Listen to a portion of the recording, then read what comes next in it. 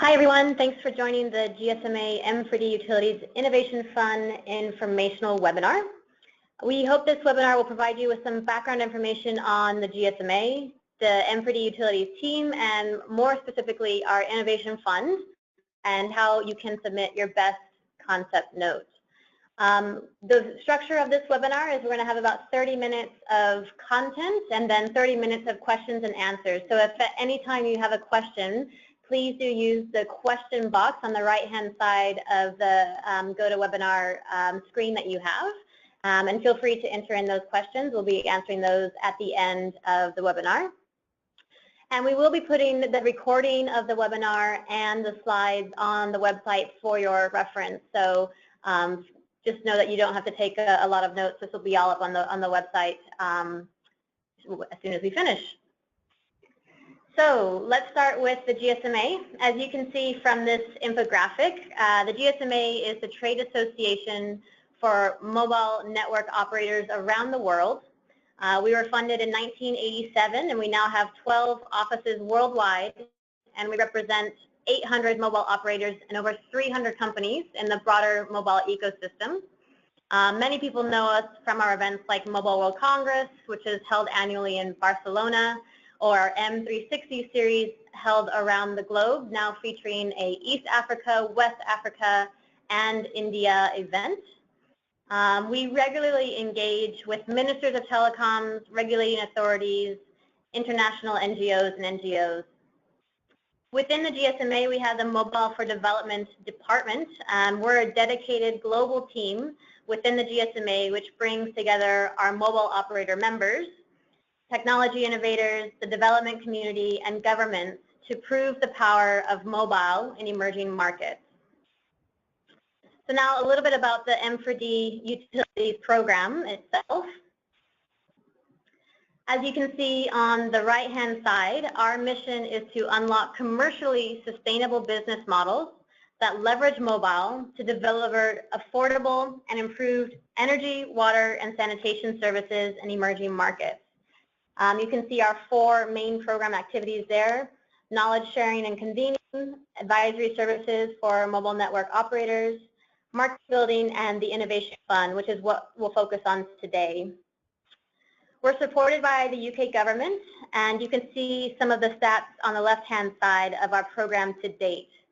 We've awarded 34 organizations with grants, with 10 case studies published. More will come in the coming months as our round 2 grantees are now finishing. We committed over £5.9 million to those organizations, and some of our phase 1 energy grantees have since raised around £142 million in private sector investment. And so we feel like our grant provided the risk funding that allowed these organizations to trial and test their solutions that ultimately led them to this follow-on commercial investment. But the follow-on funding is just an added bonus for us as grant givers. The next slide outlines our main objectives and why we run this Innovation Fund. So ultimately, the GSMA represents the mobile network operators, and we're looking for lessons for the mobile industry. How can your project provide insights and best practices for other organizations and MNOs who are looking to implement utility projects? Secondly, we want those learnings to be based on an innovative use of mobile technology. So we'll highlight this a little bit later in the webinar, but what mobile technology channel will your project utilize? How is it innovative? And finally, the goal of all of our activities is to have a positive impact on low-income customers. So how will your project improve or increase access to energy, water, or sanitation for those consumers who need it most? So how have organizations done this in the past? Let's have a quick look at some previous grantees.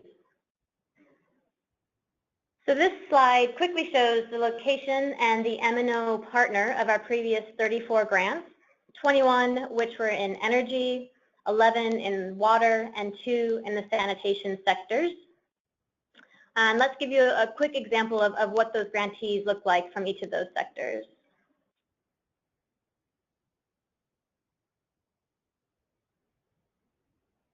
So first we have Lumos in Nigeria, which had a very strong partnership with MTN to provide pay-as-you-go solar home systems. This pay-go model was enabled by the use of airtime credit and GSM-based machine-to-machine connectivity to remotely control and monitor the solar system usage, billing, and performance.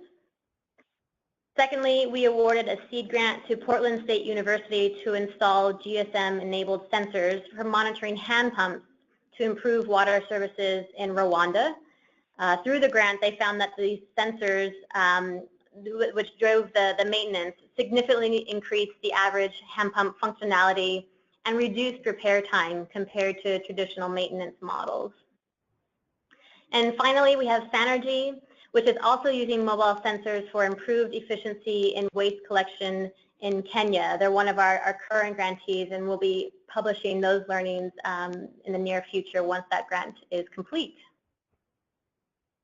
So that gives you kind of a general idea of who we are, kind of what the Innovation Fund objectives are, and some examples of grantees from our past. But now to better help you understand the mobile channels, the grant criteria, and the application process, I'm going to hand over to my colleague, Alana.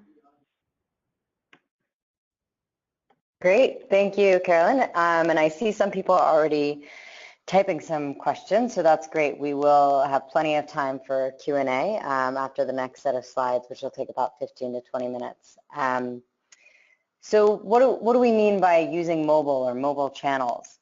There's a few different channels that we focus on, and we've presented those here. So the first one is mobile infrastructure. So this refers to a case in which an off-grid telecom base station is being powered by hopefully a renewable energy and is an anchor client for an off-grid energy service company that is also able to serve the nearby businesses and communities by having the operator as their anchor client for that business model.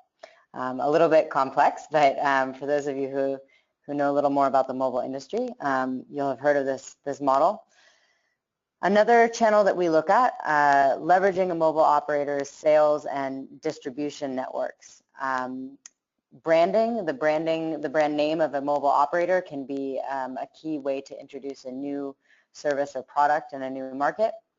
And we've seen different companies use the operator's distribution network, so possibly selling through their agents or at their retail store.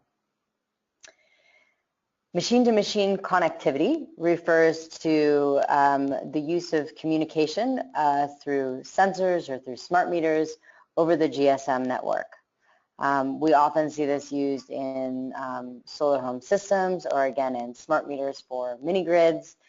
This picture here refers to one of the grants that you heard about from Carolyn, looking at monitoring rural water hand pumps in Rwanda. The next channel that we look at, mobile payments. So this can be mobile money as well as some alternatives to mobile money to enable the payment for rural service. I'm sorry, not just rural service, but urban and peri-urban as well. And I think that was one of the questions I've seen already come up, and this fund is applicable to rural, peri-urban, and urban innovations. Finally, mobile services. So this is basic use of voice, SMS, USSD, apps, and this can be used particularly for decentralized service models to help field operations, optimize supply chains, or provide customer support. We do see some other uses of mobile that are interesting to us as well. So we know that there are some companies that work with mobile operators to look at data from the mobile operators' customers and find the best customers for some of these service models. Obviously, protecting customer data is key. But this is not the exclusive list of mobile channels, but these are the dominant ones that we do look for as at least primary channels. So there may be other things that you seek to leverage with the operator. Great, next slide.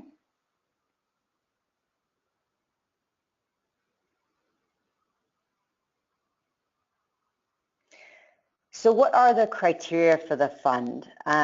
We'll go through our two types of grants, seed and market validation, and highlight some of the differences and what's common to both. Just something to point out, if you've been familiar with our funds in the past, our previous rounds were in 2015 and 2013, this has changed a little bit, so make sure you've updated yourself with the current criteria in our term sheets on the website. One of the changes is that we used to have a specific utility partnership category, and this was for partnering with a traditional centralized urban or peri-urban water utility or energy utility, or sanitation as well. What we haven't eliminated that. What we've done is we've included that in the other categories. So both within the seed and market validation grants, we welcome and encourage and require, in the case of the market validation grant, well, I'll get into that later, a partnership with an urban or peri-urban sort of traditional government utility. So let's look at these. A seed grant. What is a seed grant for? It's to support the trial of products or services that use mobile to enable sustainable access to energy, water, or sanitation services. And how is that different than a market validation grant? So a market validation grant is really looking at the scaling or replication of an existing service that improves sustainable access to energy, water, and sanitation, of course also using mobile. Now, another key difference is that the market validation grant requires a strong partnership in place with either a mobile operator that's registered as a member of the GSMA and or with a utility service provider that's sort of a peri-urban or urban traditional utility, centralized utility model. This gets a bit confusing when you work with both sort of centralized and decentralized service providers. The other thing to point out is with the seed grant, we have changed this slightly from previous rounds. It's important that seed grant applications have at least trialed the product or service with some customers in the field. So it needs to have a minimum viable hardware product that has had some trial in the field with customers to be eligible. You can see that there are different grant amounts, whereas the seed grant is up to £150,000 and the market validation grant is up to £300,000. Both of them have a matching requirement. For the seed grant, this is 1/3 of the grant amount. So for example, if you request the full £150,000 amount, the matching requirement would be £50,000. The market validation grant has an equal grant match. So if you request the full £300,000, you're required to match the full £300,000. And you can find out more about the matching requirements in our term sheets. The match can come from both in-kind and cash contributions. And then again, the last column highlights that a partnership is required in the market validation category, and it's not required in the seed grant category. You may have one, and that's great. We always welcome partnerships, but you don't have to have one to be eligible. And then just to recap some items that are common to both. Again, mobile technology is a crucial element of what we're looking for here. Projects need to be aware of, or proposals need to be aware of regulatory clearances if required in order to provide the new or improved service. And there are some questions related to this, both in the concept note and the proposal. But do start thinking about this early on. Are you proposing something that's so new, it's unclear yet if regulations in your market allow for that. Sometimes this can be the case with prepaid services. We need hardware and software vendors to already be selected. So this is also something that you should be working on now. Unfortunately, because of the time frame of the grants, there isn't time to do sort of a vendor search as part of the grant. It also, of course, these are all focused on serving the underserved or low-income consumers. I think one final criteria to keep in mind this is giving you a little bit of a heads up for something that, if accepted, you would be asked in later rounds if you make it through the first round. But not all countries can easily accept grants from foreign entities. Sometimes there are restrictions on businesses accepting grants. So if you are one of those countries, this can take some time to think about and plan around. So do think about whether you can accept grants in the country of operation, and if not, where could funds be sent alternatively? Again, this is just a bit of a heads up in advance. It doesn't have to be completely sorted out at this very first concept note stage. Okay, I think we can move on to the next slide.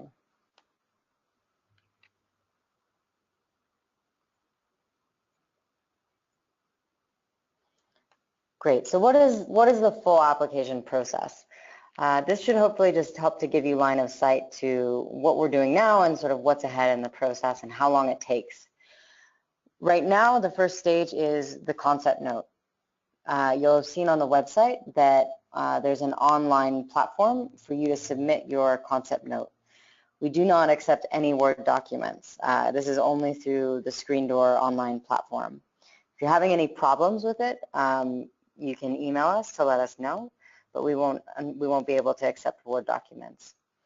All concept notes are reviewed by our team as well as our third-party fund manager. That's Coffee International, for those of you who are curious. It's as part of our agreement with DFID, who funds the program. We have an external fund manager who helps us to ensure there's no conflict of interest and ensure the compliance with DFID's protocols. The concept note deadline is April 16th. This is our first deadline. So something to be clear on is the fact that there are 2 rounds. This is our first round. There will be a second round in July and August. So if you're having trouble sort of getting it all together now, you can still apply now, and then if you're not selected, you could always reapply in the future. The next stage is the full proposal. So shortlisted organizations will be invited to submit a full proposal. This will again be through our online platform, Screen Door. The key items included at this stage are partnership agreements and signed MOUs with those key partners. There are other proposals, so it also includes things like a budget, proof of financial health, project plan, proposed payment milestones, etc. All of this information will be provided to those organizations who are selected to provide a full proposal. This will be the 25th of June. So the proposals will then go through a review process. This includes a due diligence visit where possible. We do try to reach everyone, we mostly do.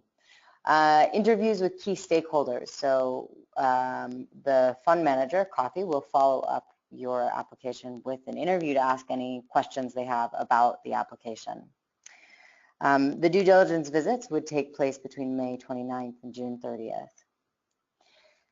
The next stage is that we have an external expert panel review all of the submissions. This panel is mostly composed of mobile network operator veterans, experts from the energy, water, and sanitation sectors, investors as well. And they're looking to make a hard decision about not only everything meeting the criteria, but of course, what is the most interesting for the mobile industry to learn about how mobile can enable these services. The final decision will be made by the panel on August 4th. Contracting is the next step for the organizations who are selected, and this can take a total of 8 weeks and no more. We hope even faster. This leaves 4 weeks for contracting, for discussion between us and the selected organizations, and 4 weeks for our own internal approvals, just to be safe. So we assume 8 weeks here. This would mean that it starts August 7th, and then it is done on September 30th, which takes us to implementation. The grant timeline is 12 to 18 months. As you'll see in the term sheets, we want to have at least 6 months to see the results of what you've implemented and see the impact and collect those learnings. As Carolyn highlighted, that's a key objective of our fund. So this means that all grants will have a start date, all grants being the ones in this round will have a start date of October 1st, 2017.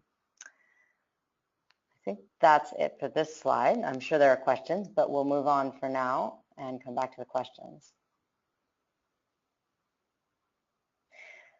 Okay, so these are some pointers for the concept note, which is the first piece of the application.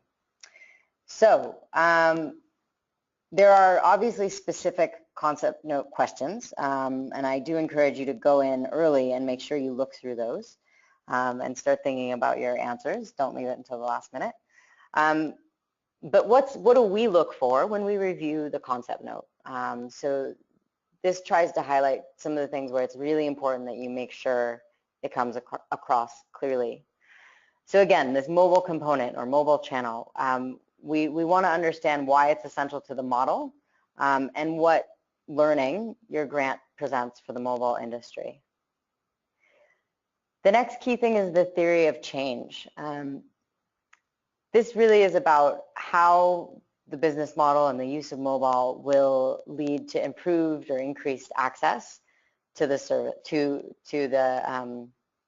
energy, water, or sanitation services for the underserved. So, for example, if you're proposing to send people information by SMS about water and sanitation services available to them, it should be really clear how that information really will lead ultimately to improved access to those services.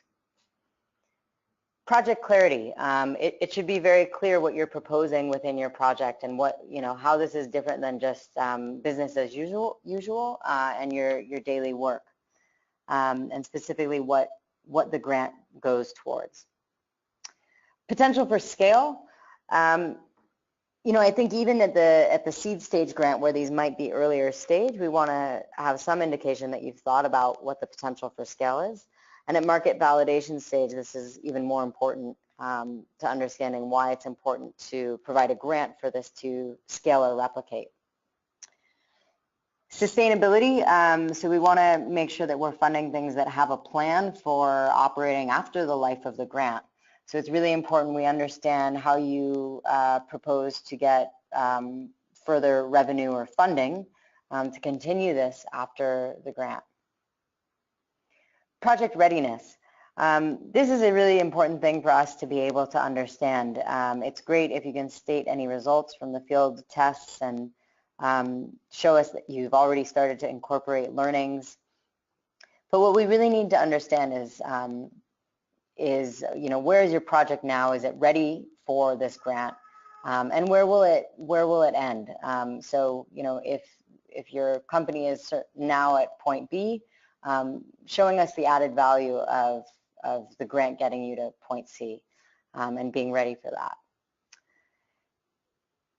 I think that's it for that slide. So I think we are ready to turn it over to questions. I see there's already quite a few. So I'm going to turn it over to my colleagues who will help us sort through these questions. Yeah, and hopefully we can get to all of them.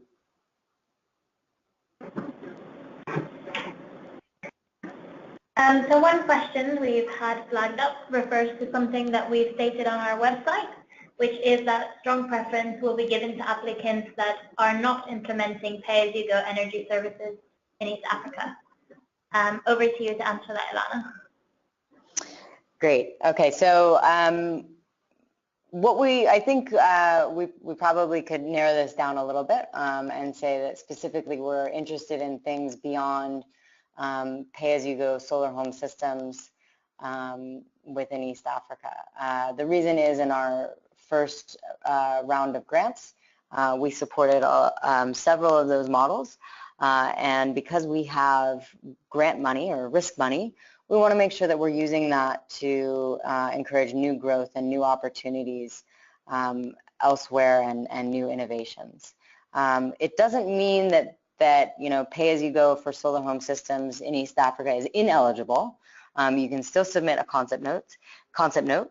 It means it's going to be highly competitive, and it would have to be selected. It would have to be really clear as to why there was something new for us to learn related to the mobile industry.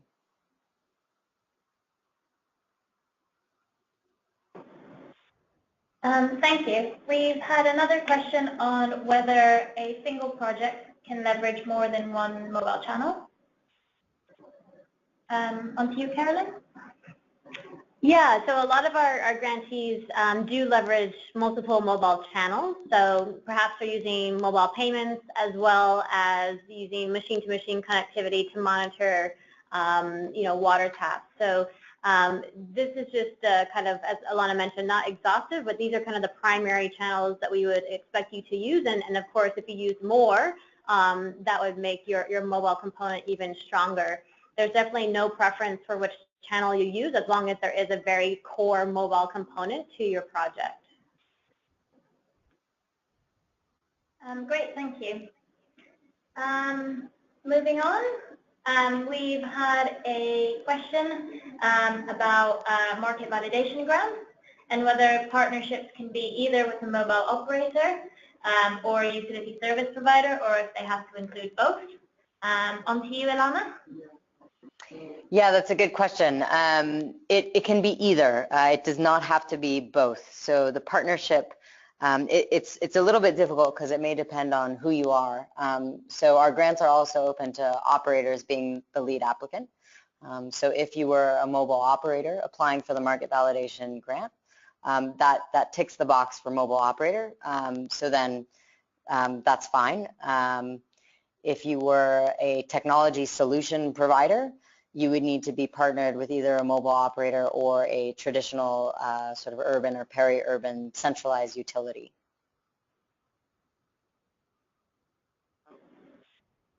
Great, thank you. Staying on the subject of the differentiation between the types of grants, we have had a question on whether the innovation can relate to a community water supply or a decentralized water supply, or whether it has to go through a centralized water utility. On to you again, Ilana. Yeah, all of these are eligible. So we look at water services in terms of community supply, in terms of peri-urban centralized supply, and as well as urban, traditional piped networks. I think the key things to remember is, looking at overall business sustainability does play into our minds here, as well as potential for the mobile industry to learn, and also looking at access for the underserved.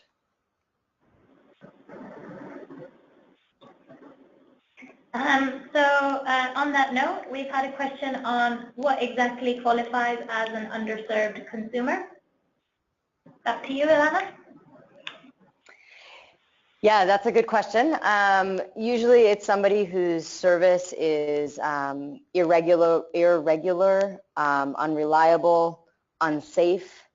There's no one definition, of course. And so this is something that we often dig a bit deeper in the full proposal, but it also should come out into your concept note in terms of the customers you're serving.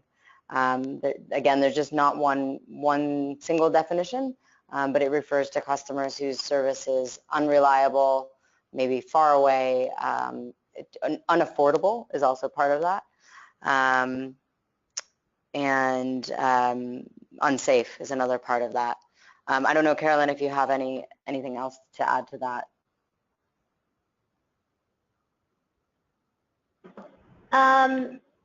No, definitely nothing to add. I think the question was also there specifically asking, someone with 1 hour per day of electricity supply would qualify as underserved.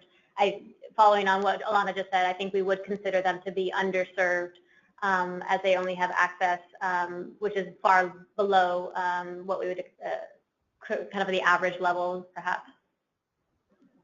Yeah. Great. I hope this answers that question. Staying on the topic of the types of grants, we've had a question asking whether replicating a service which is currently being rolled out in one country in a different country, whether this qualifies as a market validation grant. Caroline, would you like to answer? Sure. Yeah. I mean, definitely moving into a different country, just in and of itself would not be all that we're looking for. So it would qualify as a market validation grant, but what we would really want to understand is what are the new learnings that you're expected to gain from this new country, maybe what are the new challenges, maybe what is something a little bit different that you expect to have to implement in your next market, and how does our grant help you implement that, that new market.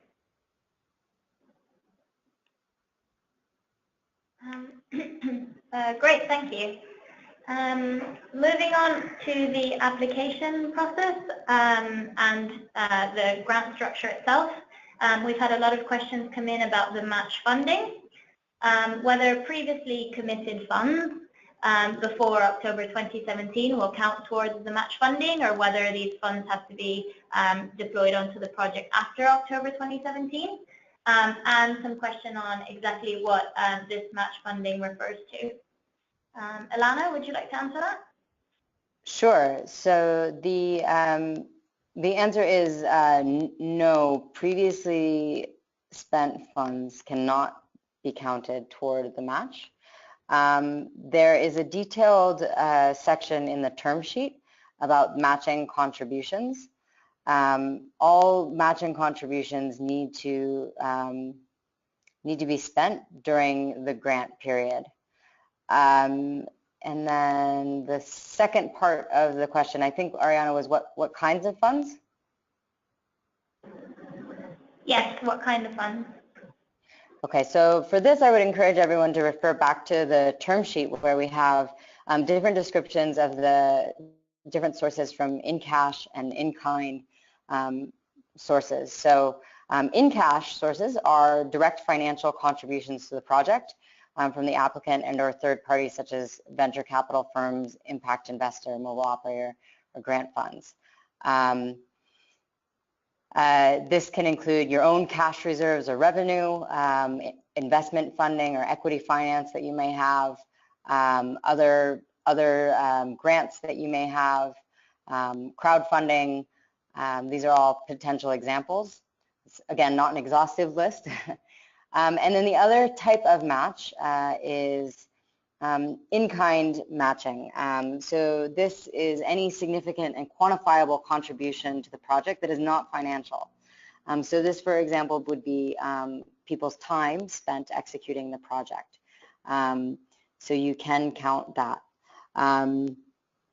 Applicants must be able to quantify and demonstrate what results any matching given in kind will achieve for the proposed project. So this could include salaries, it could include provision and access to equipment, use of goods such as facilities. Maybe a company has donated their space or their software to you. You can count that towards this. I'm just going to go ahead and knock out one of the other common questions that we get on this. Is there a required proportion of in-cash versus in-kind? There's not a required proportion. It's best to have not use 100% in-kind funding. It's best to have a mix, but we take this on a case-by-case basis, and this really comes out during the application, or sorry, the proposal stage, which is the second stage. So it's not something you have to have an answer for right now, but it is good to be thinking about it. I think I answered that question, but if I should clarify, you can let me know. No, great, thank you very much. Staying on the topic of funding, we've had a question come in about whether funding will be milestone based. Carolyn? Yeah, so the funding will be given based on milestone achievements, so it's not paid by results, but it is, you will have to reach those milestones and present the evidence first. So part of the proposal section, as Alana mentioned, is kind of looking at the grant timeline. What are the key milestones you think you will reach throughout that grant, and then the payment would then be issued once you've met those milestones. Alana, I don't know if you wanted to add anything more. Yep, that's great. There's just a quick follow-up that would Coffee be assessing the results for milestones? Yes.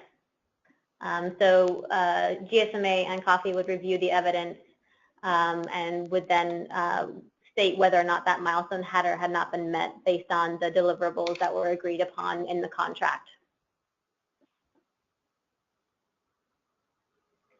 Great, thank you very much. Moving on, we've had a question about whether a single organization can apply for a seed grant and a market validation grant for two separate projects. And a similar question asking us whether a company can apply for a seed grant now and be considered for a market validation round in the future. Ilana, would you like to take that? Sure. So you can submit more than one concept note. So an organization could submit both a seed grant and a market validation grant, but that should be for two different ideas. I would not submit both a market validation proposal and a seed proposal that are really the same project, or you'll really confuse us. So please, if you have questions about whether you qualify for a seed or market validation grant, you should email us at utilities_grants@gsma.com, that email there on the slide. So you can, again, you can submit more than one concept note, but they should be for different proposals. And then the second part of the question, unfortunately, our grant program is not structured to allow people to apply at this first round for seed and then later for a market validation grant. However, as those of our past applicants, our past grantees who may be on the line are aware, some of our past grantees are eligible to reapply for funding for something new.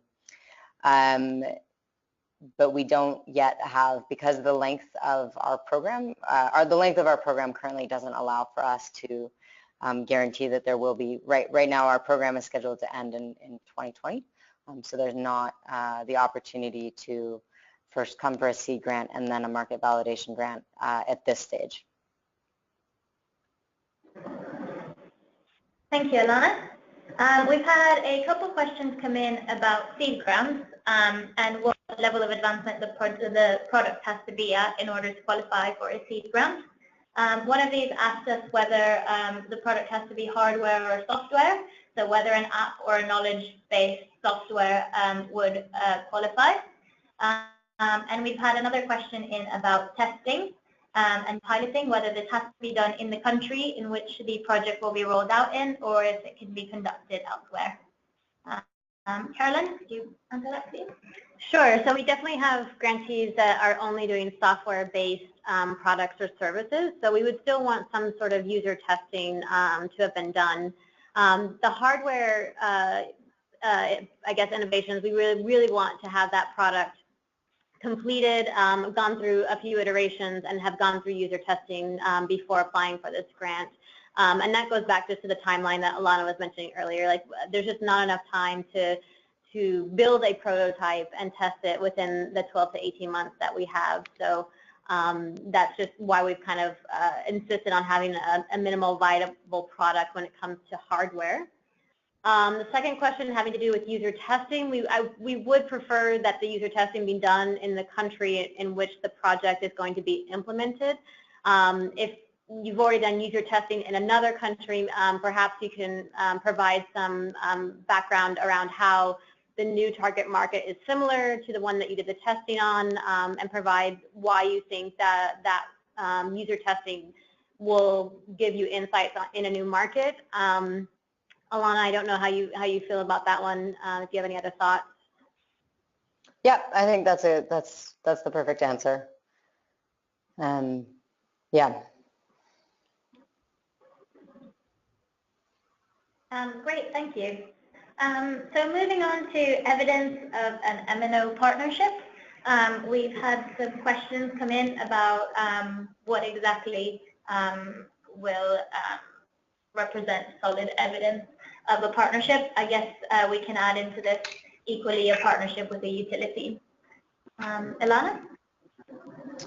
Yeah, so this should be a memorandum of understanding or other legal contract between you and the operator or the utility that outlines everybody's commitment, how the partnership will work, what the contribution is, particularly if the mobile operator partner were to be providing any financial support or in kind contribution toward the match. We would have to have, a signed MOU or other legal contract that shows us that this is a clear commitment and outlines the aspects of that commitment as described. Great, thank you. We've had a question on commercial sustainability, which we explained is one of the key criteria that we will be looking at and how this is going to be judged. Ilana, would you like to answer that as well? Sure. So the question is about, does it have to be, is this the one about commercially sustainable user that does it have to mean that the users pay if it's commercially sustainable? Yes, exactly. No, it doesn't mean that sort of the end user who drinks the water or uses the energy has to pay, because we work with a variety of models. It means someone has to pay. And someone has to be reliably paying. So you may have a business-to-business solution in which you're charging a water utility for your service, and maybe they're not paying for it during this pilot, but they would be expected to once the concept is proven. So we're looking for financial sustainability, really. It doesn't have to be that a model in which only the end users are paying. I would say that, we do get questions on, well, what if another donor funding the project, a future donor counts? That one's a little less likely to win our enthusiasm. It's not necessarily a reliable thing to know that donors will have that money available in the future years. Great, thank you, Ilana. We've had a more general question about the total funding available and how many projects we are estimated to be funding. Carolyn? So we have just over £3 million to distribute through the 2 rounds of funding, and I think we're aiming for around 18 grants. So it's really a matter of all the applications we get in round 1, and then we'll see and reevaluate for round 2 how many grants will be contributing in each of those rounds. But that's like the total amount by the end of both rounds. Great, thank you. I'm just going to go back to MOUs quickly. We've had a question coming in about whether an existing MOU with a mobile operator will suffice, or whether a new MOU with a specific focus on the project will be necessary. Ilana, could you answer this? Sure. If there's an existing MOU, it needs to clearly demonstrate that it still applies to this project. So either by virtue of a date that includes the end of this project, or by referencing this project. If you have an existing MOU, I would suggest, though, that you might, it would also need to include that partner's contribution specific for the project, especially, again, if there's if the operator is going to contribute some of the match. That's important, obviously, to prove to us that the operator's agreed to that. So you may need some sort of an addendum unless the existing MOU obviously covered all aspects of the project as proposed and for the duration.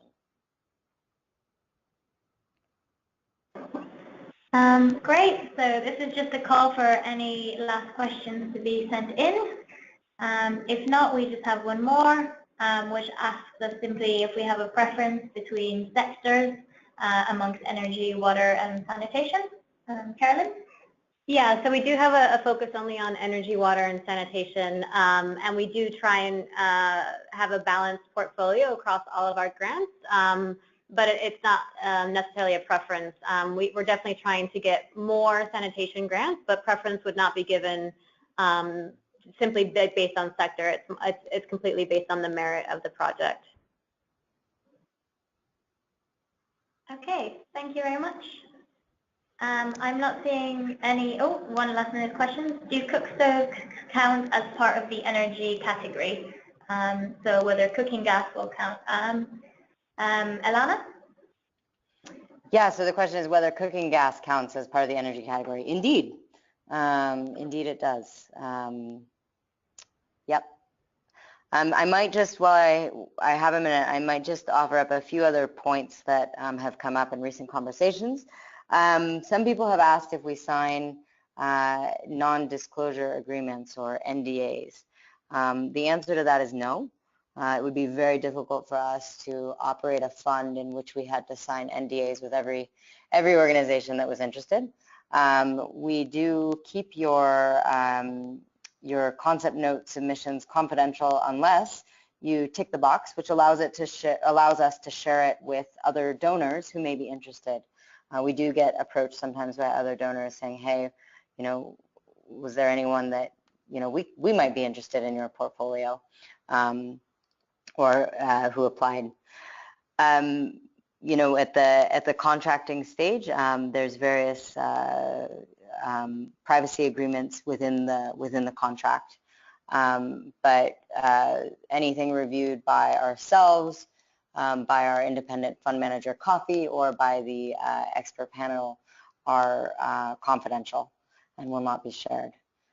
And maybe another point just to I think maybe is sometimes helpful is to we hope that you've understood a little bit about the GSMA and our program.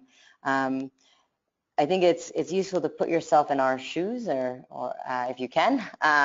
What we're really looking for here, there's a lot of other funds out there right now, especially in the energy space, and we really want to focus on that mobile component and how mobile can unlock these service models. So I think that particularly relates back to some of the questions that we've had today. Is that's one of the things we really try to focus on, especially in terms of how early stage something can be. We want to make sure that we're getting projects where it's ready for that mobile component, and because that's where we as the GSMA can add value. Thank you, Alana. We've had one more question come in, which is about the expectation of documentation in testing results for seed grant, I imagine. And whether we're simply looking for numbers and general feedback on the testing, or whether we would require more detailed feedback, including, for instance, interview transcripts. To Carolyn? Yeah, we wouldn't go so granular as to want the transcripts, but and we know that this evidence is going to vary based on from each organization. So kind of whatever you have is what we would like to hear from. And so if you have those numbers, that feedback, if you've done customer surveys, if you've got kind of like field testing on failures or different issues that have come up, these are the types of things that we want to see, just to know that it's been in use. You've sorted out some bugs, some issues that have popped up, and you've also kind of questioned your consumers of willingness to pay, or the user friendliness of the service or product. So it's definitely more towards, I think, those kind of higher level results and impact that you've received. Thank you, Carolyn. There's been one more question about whether we can give an example of what these beneficial insights and learnings that we're looking from for our grantee projects would look like. To you, Alana? Sure. I think the best example, like what would be the most exciting thing for us is, particularly on the market validation side, if there's an operator involved, or even at the seed side, if there is an operator involved, but a project that has a close enough partnership where we might be able to look at the operator's data and understand how this service is leading to commercial benefits for them as well. As Carolyn sort of outlined about our objective, we're looking for commercially sustainable solutions that have a commercial benefit for the mobile industry and also lead to development outcomes. And so something that can often be hard to get, that sort of data about the impact to the mobile industry. But anything really that has, anything where we could get data about the really the impact to the operator's business in terms of their average revenue per user, and in terms of on the GSM side, or in terms of mobile money adoption, or brand loyalty. Those are all things that the mobile industry really likes. So those are some examples. That's not to say that all successful applicants will have all of those things or one of those things. Sometimes there's a view that something's very innovative, and even though sort of the direct impact on the operators is hard to quantitatively measure, we can get some idea from this grant about the potential for that service. Great, thank you. That is all on the question side. So over to Carolyn to wrap up. Yeah, just really thank you for attending. I hope we've answered your questions. As I mentioned, we'll have the recording of the whole webinar as well as the slides on the website. And we'll additionally be running the same content on Thursday, but obviously there might be different questions that come up at that time. So definitely, if you feel you still have unanswered questions, feel free to try and join us on Thursday to get those questions in. But we will be trying to update our FAQs as well to kind of address some of these common questions that we're getting from these webinars. So thank you so much for your questions and attending. Thanks, everyone. Have a great day or evening. Bye-bye.